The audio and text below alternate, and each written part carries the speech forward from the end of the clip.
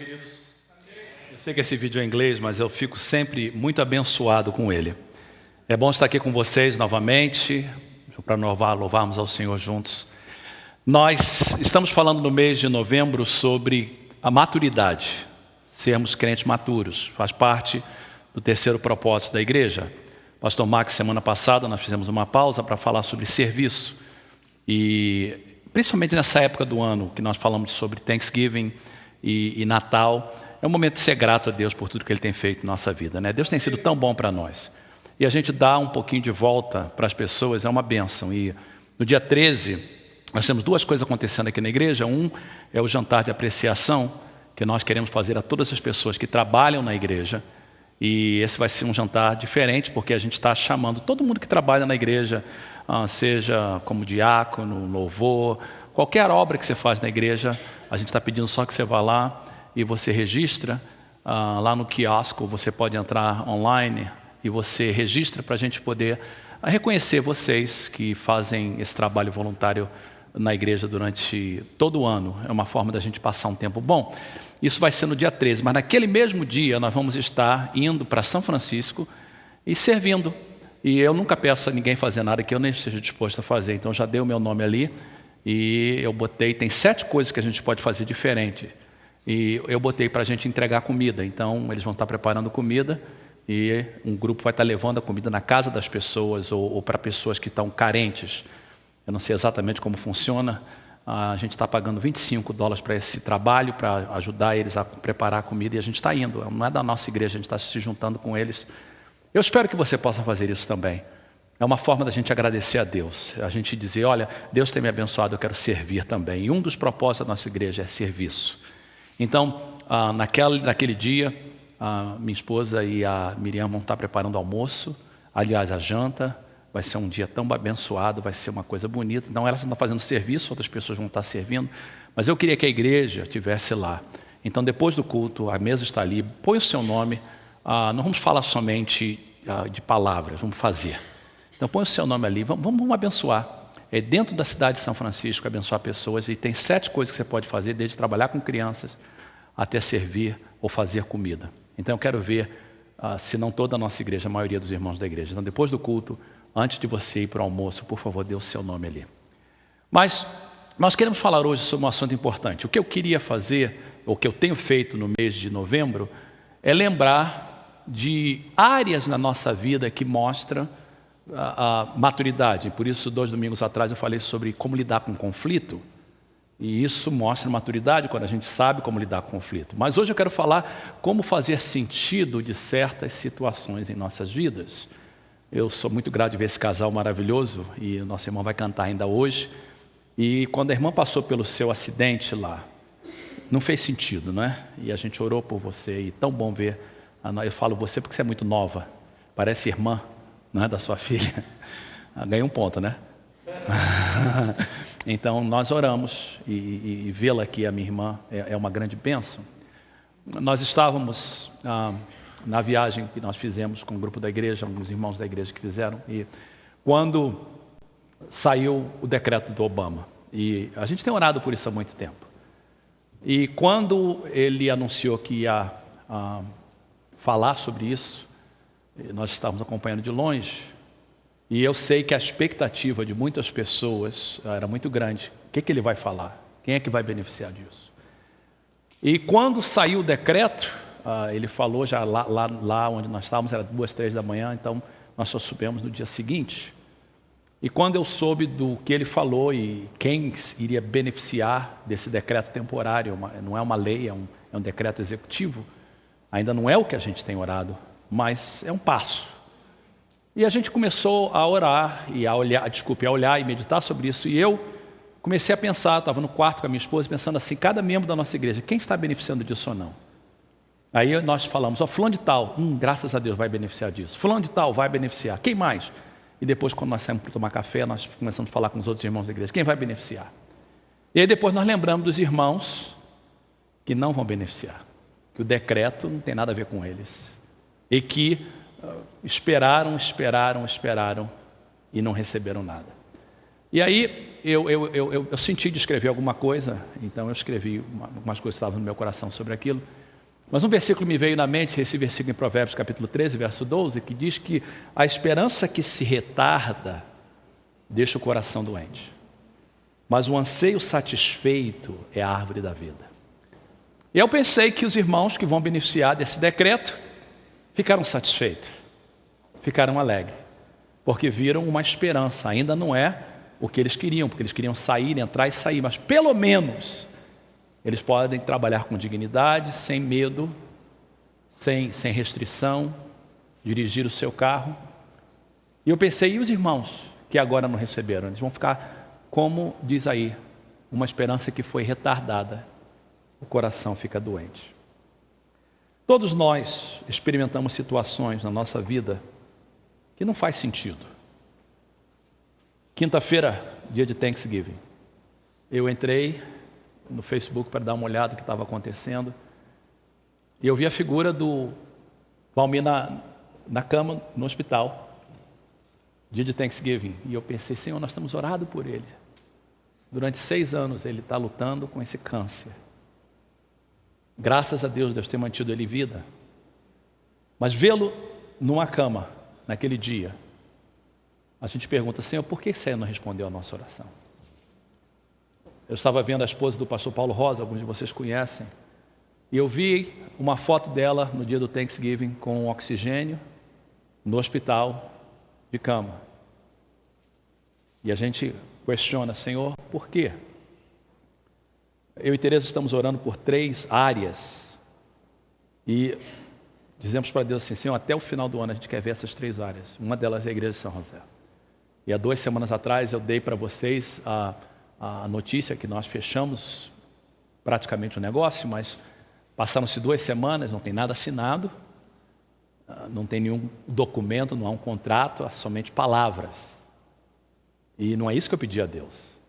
E a gente chega de volta e nós queremos que Deus está trabalhando, mas ainda não aconteceu o que eu gostaria. Eu quero ver o depósito feito, o contrato feito. Outras 2 áreas que nós estamos orando, nós ainda não tivemos respostas de oração. Todos nós, às vezes, passamos por situações assim, que as nossas orações parecem não ser respondidas, situações como injustiça, doença, perda de um ente querido, morte, traição, divórcio, perda de trabalho. E a gente sabe que nós vivemos num mundo ruim, e no mundo ruim que nós vivemos, eu li um comentário no livro que nós vamos estar estudando hoje, e o comentarista dizia assim, o planeta Terra é muito bonito quando é visto lá do espaço.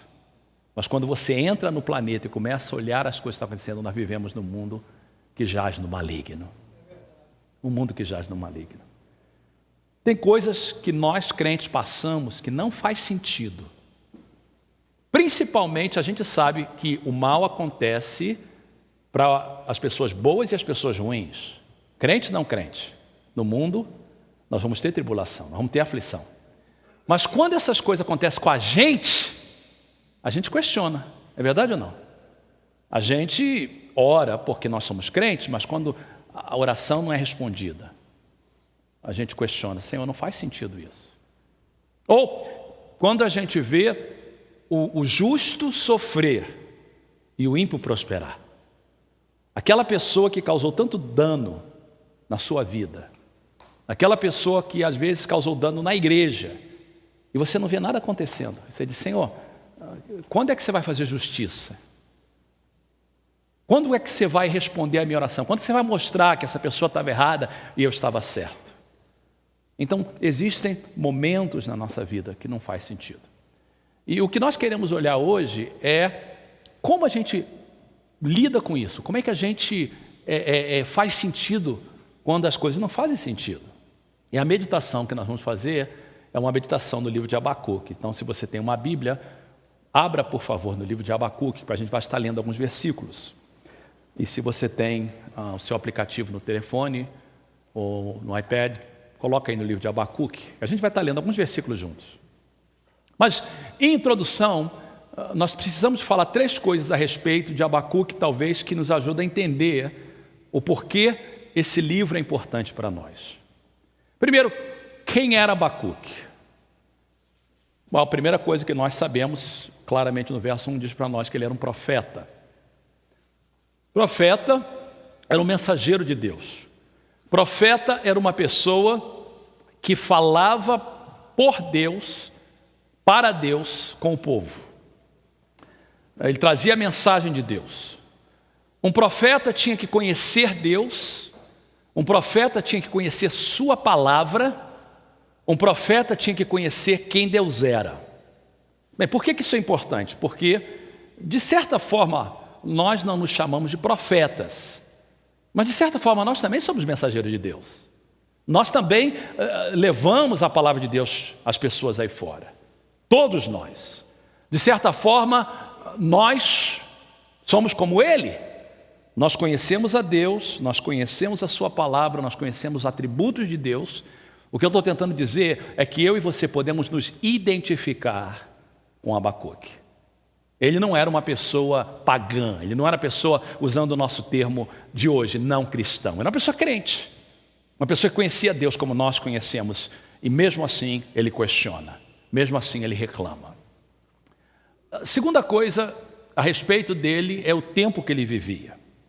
Abacuque foi um profeta do sul, ou seja, da nação de Judá, e provavelmente ele viveu durante o reinado de Josias, que foi um dos últimos reis de Israel. Quando Josias morreu, os seus filhos reinaram e foram os últimos reis de Israel.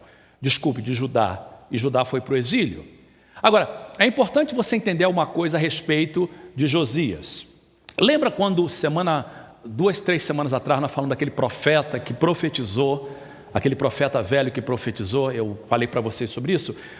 E o profeta velho que foi lá em Belém profetizar, ele profetizou assim: vai vir um da casa de Israel, da casa de Judá, que vai destruir esse altar.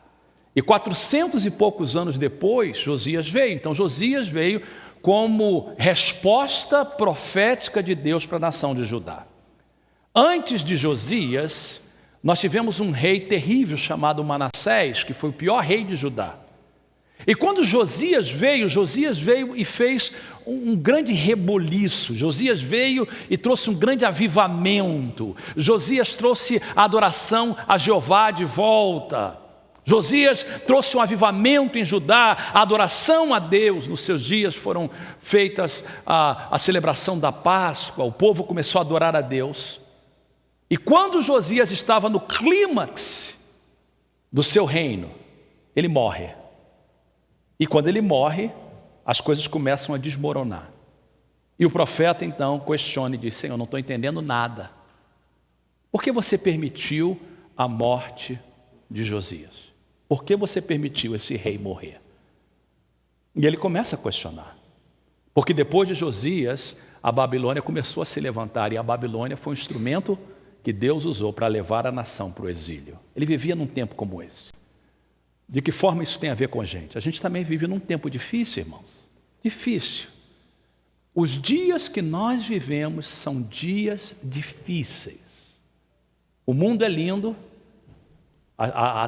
viver é gostoso demais, mas os dias que nós vivemos são dias maus. A iniquidade tem aumentado rapidamente e eu não vejo como isso vai melhorar. A esperança da igreja é a volta de Jesus. A esperança da igreja é a volta. A igreja do dia de hoje precisa de estar orando: Maranata, vem Senhor Jesus. Não como escape, mas nós sabemos que se esses dias não forem abreviados, irmãos, como diz a palavra de Deus, vai ser difícil suportar. Jesus precisa de voltar logo. Nós sabemos que nós temos que fazer a nossa parte, mas nós temos que clamar: Jesus, guarda a tua igreja nesses dias ruins. Nós vivemos nesses dias também. Um dia em que as pessoas ímpias parecem reinar. A gente passou isso no Brasil agora, com a eleição da presidente da República. E a gente cria que Deus ia colocar uma pessoa crente ali. Houve até profecias. Pessoas profetizaram, clamaram, e a gente dizia assim: olha, um crente vai ser presidente do Brasil. E não deu nada certo. A gente tem essa mulher como presidente, que se Deus não tiver misericórdia do Brasil, nós estamos indo de mal a pior. E a gente fala assim, não entendo, a igreja não orou? A igreja não intercedeu? E aqui na América não é muito diferente.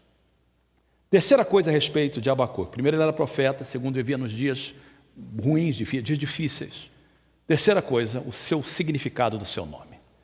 O nome na Bíblia tem significado muito mais importante do que no dia de hoje. Hoje a gente dá nome aos nossos filhos porque eles são bonitos. Eu gosto desse nome, Felipe, vou botar no meu filho. Eu gosto de Raquel, vou botar na minha filha. Naquela época não, o nome significava... Na verdade, muitos nomes eram dados depois que a criança nascia. Depois que você conhecia a personalidade da criança. E é possível que nem esse nome nem seja o nome dele, mas o nome é significativo do livro. O nome dele significa abraço. E a ideia aí é que esse homem, como a gente vai ler, ele estava desapontado, ele estava triste, ele estava questionando a Deus, fazendo perguntas para Deus, perguntas como por quê, por quê, por quê? E é como se Deus chegasse e abraçasse a ele e dissesse, eu estou do teu lado, você precisa de um abraço? Eu vou te dar um abraço. Se nessa manhã você precisa de um abraço de Deus, Ele está aqui para te abraçar. Se nessa manhã você precisa de fazer sentido algumas coisas na sua vida e você não está entendendo nada, eu venho aqui para te dizer que o Espírito Santo está aqui para te abraçar e para te dizer, eu te amo e eu cuido de você. Então, vamos entrar no livro de Abacuque. Como fazer sentido de certas situações em nossas vidas. 4 pontos nessa mensagem. Primeiro, seja transparente e real. Quando você tem perguntas, indagações, quando você tem questionamentos, quando coisas estão passando na sua vida e você não entende, abra a tua boca e fale para Deus aonde está a tua dor. Por que, pastor Fernando? Porque 1 Pedro 5,17 diz o seguinte, 5,7, lançando sobre ele todas as nossas ansiedades, porque ele cuida de nós, porque ele se preocupa conosco. A gente às vezes, quando está passando por situações, a gente às vezes tem dificuldade de falar para Deus onde está a nossa dor. Mas se a gente quer começar a fazer sentido, a gente precisa de abrir o nosso coração para Deus e dizer, Senhor, por que eu orei o ano inteiro pedindo que a minha situação legal mudasse e não mudou? Quero questionar. Por que aconteceu isso na minha vida? Deus quer ouvir exatamente o que está dentro do seu coração. Não esconda, não negue. Você tem que vir a Deus com reverência, porque Ele é Deus. Ele é Pai, mas Ele é Pai e você é filho. Você tem acesso a Ele com reverência, mas diga para Ele o que está dentro de você. Olhe, por favor, no capítulo 1, logo no verso de número 2. Vê o questionamento dele, 2 e 3. Até quando, Senhor, clamarei por socorro sem que Tu ouças? Até quando gritarei a Ti sem que tragas salvação? No caso dele, violência. Quantas vezes a gente se sente exatamente assim? Senhor, até quando? Eu vou orar e não vou ver resposta. Até quando, Senhor, parece que Tu estás calado? Eu vou gritar sem que traga salvação. Verso 3, porque me fazes ver a injustiça e contemplar a maldade? A destruição e violência estão diante de mim, a luta e conflito por todo lado. E aí no verso 13 ele continua reclamando, 2 reclamações que nós encontramos nesse livro. Teus olhos são tão puros, verso 13, que não suportam ver o mal. Não podes tolerar a maldade. Então, por que toleras o perverso? Por que ficas calado enquanto os ímpios devoram os que são mais justos que eles? Quantas vezes a gente se sente assim, Senhor, esse cara me tirou o meu trabalho, a promoção era minha, o negócio era meu, a casa era minha, o carro era meu, essa pessoa veio, fez, e eu estou sofrendo e ele está prosperando. Quantos já sentiram assim? Quanta gente se sente assim, Senhor, não faz sentido, por que essa pessoa não te ama essa pessoa não vai para a igreja, essa pessoa não dizima, e parece que ela está prosperando mais do que eu. E ele abre o seu coração para Deus. Então a primeira coisa que nós precisamos fazer é abrir o nosso coração para Deus, porque Deus sempre ouve o nosso clamor. No livro de Abacuque nós vamos ver que Deus respondeu, não da forma que ele queria, mas Deus não ficou calado. Deus respondeu às suas indagações. Quando a gente se abre para Deus, Deus responde. Há uma passagem tão linda no livro de Salmos assim: um coração quebrado e contrito, Deus não rejeitará. Número 2. Primeiro, quando a gente está passando por situações que não faz sentido, a primeira coisa que a gente faz, abre o nosso coração e fala para Deus: Senhor, aqui está o meu problema, não estou entendendo nada, quero falar contigo. Vamos marcar um horário. Segundo, muito importante, confie que Deus vai fazer algo. Confie que o nosso Deus não perdeu o controle do universo. Se Deus não perdeu o controle do universo, Ele não perdeu o controle da sua vida. Se Deus continua controlando o universo, será que Ele não pode controlar a tua vida? Confie que Deus vai fazer algo. A Bíblia diz no Salmo 121, aquele que te guarda, não dorme e não tosqueneja. O que é tosquenejar? Tosquenejar é o que muitas pessoas fazem durante o culto, não é? Às vezes eu estou aqui, estou vendo o irmãozinho lá atrás tosquenejando. Mas Deus não tosqueneja, irmãos. O que te guarda não tosqueneja nem dorme. Deus está sempre atento a você. Ele está sempre atento, Ele sabe tudo o que acontece com a gente. E Ele diz para Abacuque alguma coisa interessante. Ele diz no verso 5, olhe e contemple, pois nos seus dias farei algo. Olhe e contemple, porque nos seus dias eu vou fazer alguma coisa. E ele continua dizendo, você nem vai acreditar o que eu vou fazer. Você pode dizer assim, Senhor, não faz sentido, a circunstância parece negativa, eu não estou vendo nada, mas Deus está dizendo, eu vou fazer alguma coisa. E essa manhã eu venho, nesta manhã, dizer para você que Deus vai fazer alguma coisa na sua situação. É uma palavra de esperança. Ah, pastor, mas o decreto sabe o que é? Você estava pensando no Obama, mas não é Obama aquele que vai te dar, é Deus que vai te dar, é o Senhor que vai te dar. A tua salvação vem do Senhor. Elevo meus olhos para os montes, de onde me virá o socorro? O meu socorro vem do Senhor. E às vezes Deus permite você não receber, para que você descubra que a tua fonte, que o teu recurso é Deus. É Deus. E Deus está dizendo, eu vou fazer algo. Eu queria falar para esses irmãos que não receberam ainda a bênção. Eu quero falar para você que está passando por situação, você diz, pastor, eu estou orando por um trabalho e parece que trabalho não vem. Deus vai fazer algo. Deus vai fazer algo, você vai receber esse trabalho. Deus está dizendo para você essa manhã, não perca a esperança. Fala o que você está sentindo, mas eu venho te dizer que eu vou fazer algo na sua vida. Confie que Deus vai fazer algo. Sem fé é impossível agradar a Deus. Terceiro, muito importante, o terceiro passo é um passo acima do segundo passo. Abra o teu coração, creia que Deus vai fazer algo. Mas número 3, muito importante, tenha fé em Deus. Esse passo número 3 parece um clichê. Tenha fé em Deus. Mas ele precisa de ser entendido no contexto. Olha o verso número 4 do capítulo 2. Deus disse a Abacuque, mas o justo pela sua fé, em outras traduções diz pela sua fidelidade, viverá. Tanto uma tradução como a outra é boa. Mas o justo, pela sua fidelidade, pela sua fé viverá. Entenda o contexto. Vamos pensar no caso de Abacuque. Judá ia para o exílio. Deus estava levantando a Babilônia.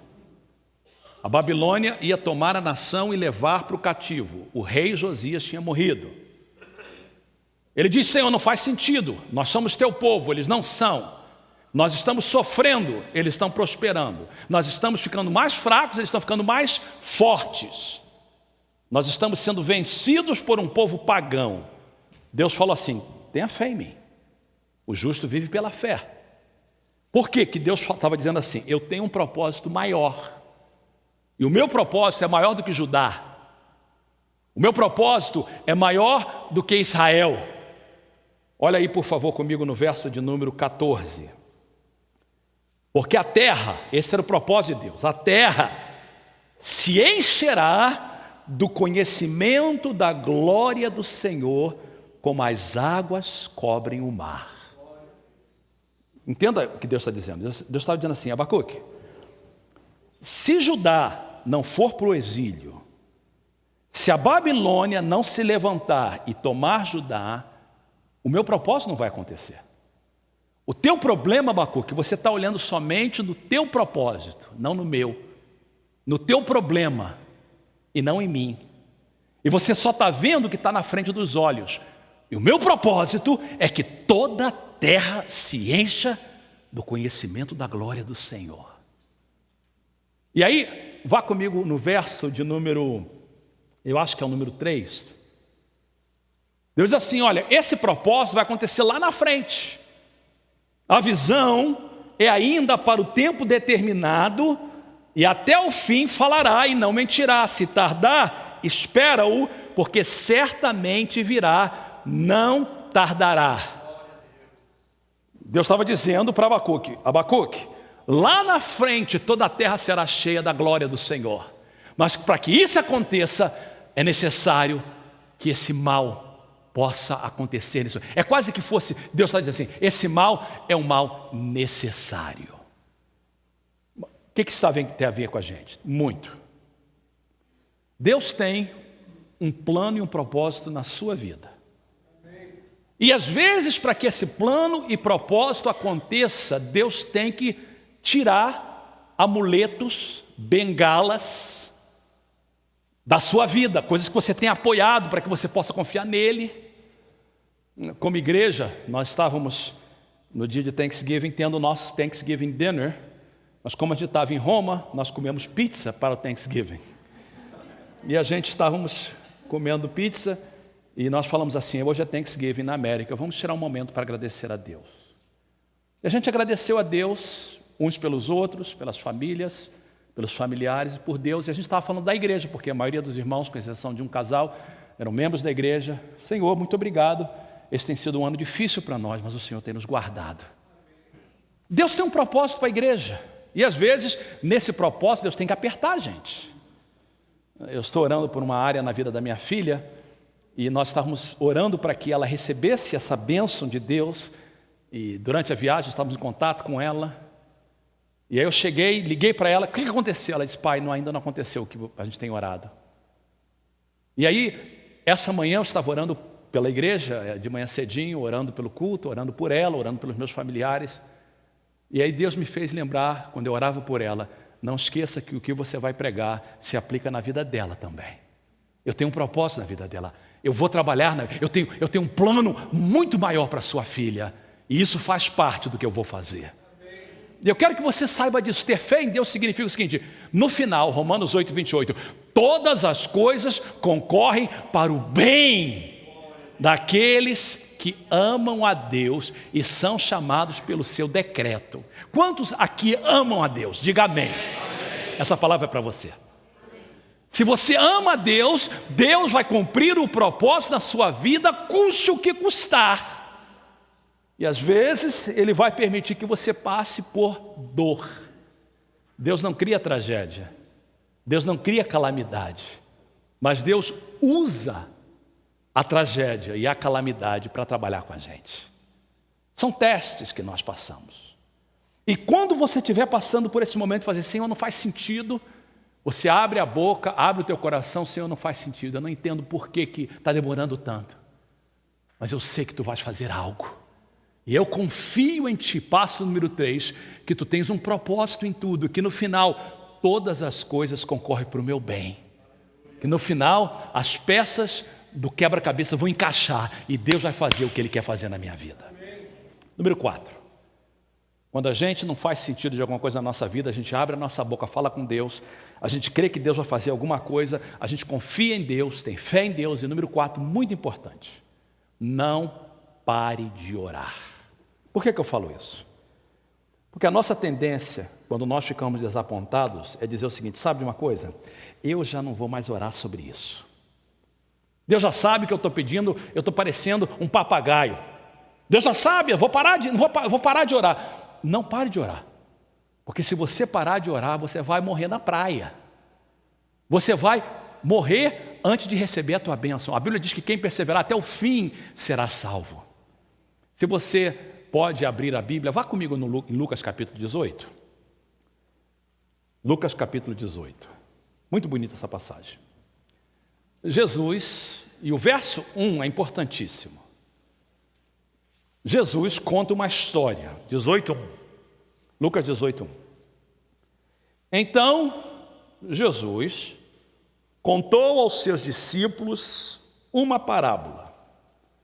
Qual o propósito dessa parábola? Lucas diz, verso 1, para mostrar-lhes que eles deviam orar sempre. Diga comigo, sempre. Orar o quê? Sempre. E nunca o quê? Desanimar. A verdade é que a razão que Jesus coloca essa história aí é porque ele sabe que a gente ia desanimar. Eu não vou orar mais para a legalização, eu não vou mais orar para a cura, eu não vou mais orar. Não pare de orar. É possível que Deus vai mandar você orar diferente, mas não pare de orar. E aí Jesus diz assim, olha, numa cidade havia uma viúva. E havia um juiz que não temia Deus e não tinha nenhum respeito pelos homens. Mas a viúva insistia com ele, todo dia dizia, faz-me vingança dos meus adversários. E até um dia ele ficou tão cheio e falou assim, sabe de uma coisa? Já que essa viúva não me larga o pé, eu vou fazer o que ela quer. Já que ela insiste tanto, eu vou fazer o que ela quer. Mas o punchline aí, o ensinamento, a verdade está no verso 6-8 aí na Bíblia. E o Senhor continuou, depois de contar a história. Ouçam o que diz o juiz injusto. E aí Jesus faz duas perguntas retóricas. Perguntas retóricas são perguntas que não são para ser respondidas, mas são para ser meditadas. Acaso Deus não fará justiça aos seus escolhidos, verso 7, que clamam a Ele de dia e de noite? O que quer dizer de dia e de noite? Constantemente. Acaso Deus não vai fazer justiça aos seus escolhidos, que clamam a Ele de dia e de noite? E a segunda pergunta, continuará fazendo-os esperar? Eu lhe digo, Ele lhes fará justiça e o quê? Depressa. Pastor, mas estou esperando já 3 anos. Esse depressa aí é no tempo dele. Mas está demorando tanto. Para quem? Para você ou para Deus? Para a gente. Para Deus, não. Deus vai fazer no tempo dele. E depressa. E aí, aliás, eu falei 2 perguntas, tem uma terceira pergunta retórica. Contudo, quando o Filho do Homem vier, encontrará fé na terra? Eu oro, posso dizer, Senhor, não sei se vai vir na terra, mas você vai encontrar aqui, em mim. Porque eu sou um crente maturo. Um dos sinais de maturidade é quando você passa por problemas, você não murmura, mas você dá glória a Deus. Provérbios capítulo 24, verso 10 diz o seguinte: se te mostrares fraco no dia da angústia, quão pequena é a tua força. Eu traduzo esse versículo da seguinte forma: se você se mostrar fraco na angústia, a sua maturidade espiritual é muito pequena. E no mês de novembro nós gastamos todo o mês, e vai acabar na quarta-feira agora, no pequeno grupo, no grupo de conexão, tentando dizer que nós como crentes precisamos de ser crentes maturos. E se a gente se mostrar fraco no momento da dificuldade, nós não somos crentes maturos. Nós somos meninos em Cristo. Como é que o livro de Abacuque termina? Não precisa de olhar na Bíblia porque eu tenho esse versículo para você. Você conhece. Depois que ele questiona, Deus responde, dizendo assim: você questionou, você abriu o teu coração? Confie que eu vou fazer algo nos teus dias. tenha fé em mim, o justo viverá pela fé. Aí o que ele faz? Capítulo 3, olha aí, verso 1, ele ora. Ele ora, ele continua orando. E o verso de número 2, na nova versão internacional, muito interessante, diz assim: ouvi, Senhor, a tua fama, e tremo diante dos teus atos, Senhor. A Almeida traduz, e a gente usa muito, aviva, Senhor, a tua obra. Mas, na verdade, a NVI traduz de uma forma melhor. Avivar a obra para Abacuque é essa: realiza de novo em nossa época as mesmas obras. Aquilo que a gente viu o Senhor fazer no passado, faz na minha vida também. A bênção que tu deu para o meu irmão, dá para mim também. Ele ora: faze-as conhecidas em nosso tempo, em tua ira, lembra-te da misericórdia. E aí ele termina essa oração, o capítulo todo 3 é uma oração. Ele termina a oração da seguinte forma: olha aí, por favor. Mesmo não florescendo a figueira, não havendo uvas nas videiras, mesmo falhando a safra de azeitonas, só coisa boa: figueira, uva, azeitona, só coisa boa. Mesmo não tendo nada disso, Senhor, não havendo produção de alimentos nas lavouras, nem ovelhas no curral, nem bois nos estábulos. E a gente pode pensar na nossa vida: Senhor, mesmo que o meu carro não pegar, mesmo que eu não tiver trabalho, mesmo que a legalização não sair, mesmo que as coisas estão difíceis. Aí ele termina dizendo assim: ainda assim, eu exultarei no Senhor e me alegrarei no Deus da minha salvação. Senhor, o soberano é a minha força. Ele faz os meus pés como o do servo, e ele faz-me andar em lugares altos. Sinal de maturidade. Esse é o sinal de maturidade. O questionar não é sinal de maturidade. Questionar é sinal de sermos humanos. O sinal de maturidade é dizer: Senhor, eu te louvo. Acho que foi o segundo hino que vocês cantaram, é uma tradução do inglês. E no inglês é muito mais bonito, porque na tradução perdeu o coro do hino. O coro do hino diz assim: You give and take away. You give and take away. My heart will choose to say, Lord, blessed be your name. Tu dás e tu tiras. Tu dás e tu tiras. Mas o meu coração escolhe dizer: bendito seja o teu nome. Eu te bendirei, Senhor. É muito fácil a gente bendizer quando tudo está certo, quando tudo está bom. Mas quando as coisas estiverem ruins, a maturidade vai dizer: eu vou continuar louvando ao Senhor. E eu oro que eu e você possamos ser maturos desse jeito, em que a gente possa dizer: Senhor, conta comigo. Quando tu vieres, vai encontrar fé na minha vida, na minha família, e eu espero na Igreja Mensagem de Paz. Amém?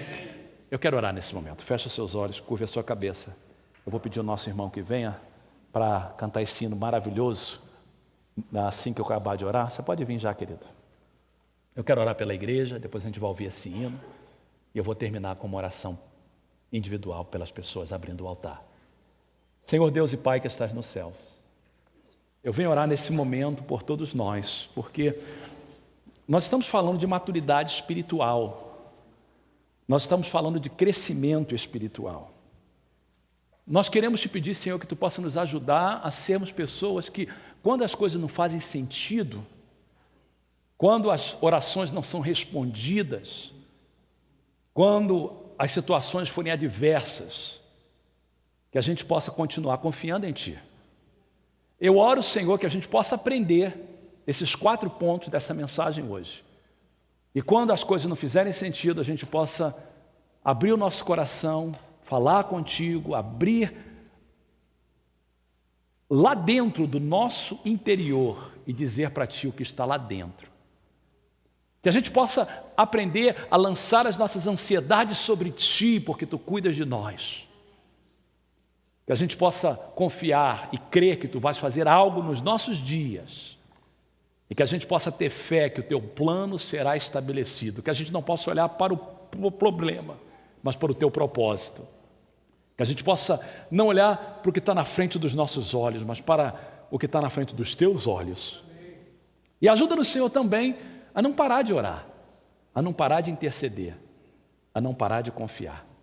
Te agradecemos no nome do Senhor Jesus. E todos digam amém e amém. Vem cá, querido. É um prazer tê-lo aqui. Vamos ouvir. Eu sei que você cantou domingo passado, mas eu não estava aqui. Eu precisava de ouvi-lo. Obrigado. Deus abençoe, querido. Irmãos, a graça e a paz do Senhor Jesus, amém? Depois dessa palavra, só temos que dizer: Deus é fiel. Diga: Deus é fiel. A Bíblia diz: ainda que não sejamos fiéis para com Ele, Ele permanece fiel para conosco. Mas queremos ser fiéis, amém? Vou cantar essa canção da fidelidade do Senhor.